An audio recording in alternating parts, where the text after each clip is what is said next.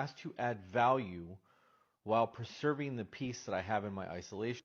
If you're in pain right now, or heartbroken, or trying to get over an avoidant, listen up because I think you'll want to hear this.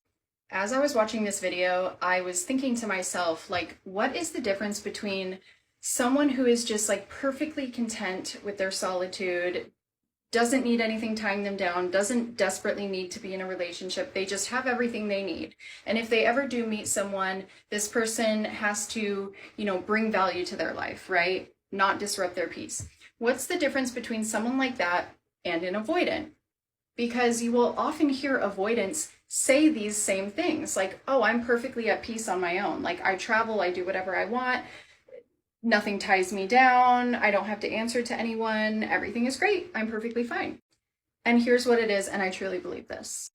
It takes like an insurmountable, like an unfucking believable amount of courage to feel your pain. And I don't think that a person can ever truly be at peace in their solitude until they feel the things that they need to feel.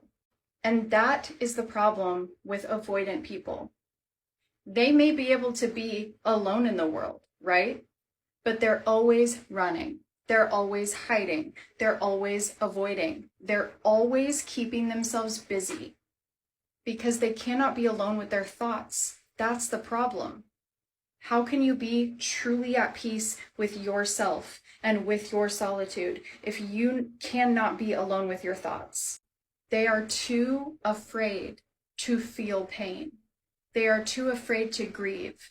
They are too afraid of the vulnerability. It's terrorizing to them to even think about having to go through the feelings that you and I have been going through for months, right? Like, we've been feeling this pain on a daily fucking basis. And that doesn't make us better, right? But it does kind of give us a leg up in some ways, because when you feel your pain, you are that much closer to being able to be purely at peace in your solitude, to be able to get to the point where like you can be completely alone and you are perfectly happy because you are so happy with yourself, and you would never settle for anyone who would give you any less than what you're giving yourself, which is everything, right? Nobody gets to come in my life and disrupt my peace. No one gets to come in my life and disrupt what I am able to give to myself. So if someone comes into my life, they have to add to it. An avoidant person can never and will never get to that point if they cannot feel their feelings. It just won't be possible. They will never be content.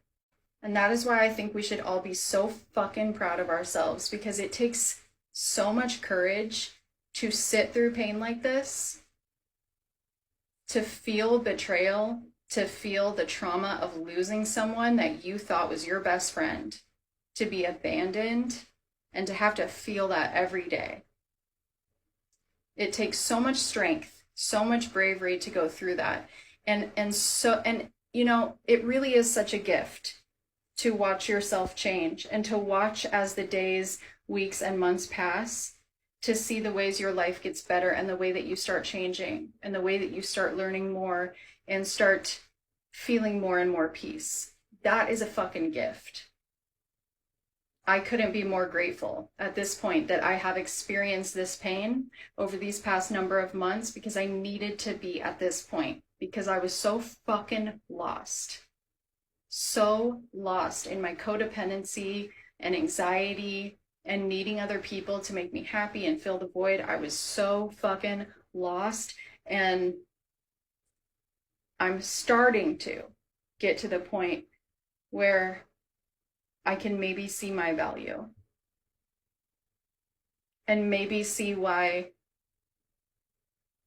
I don't want to settle for less.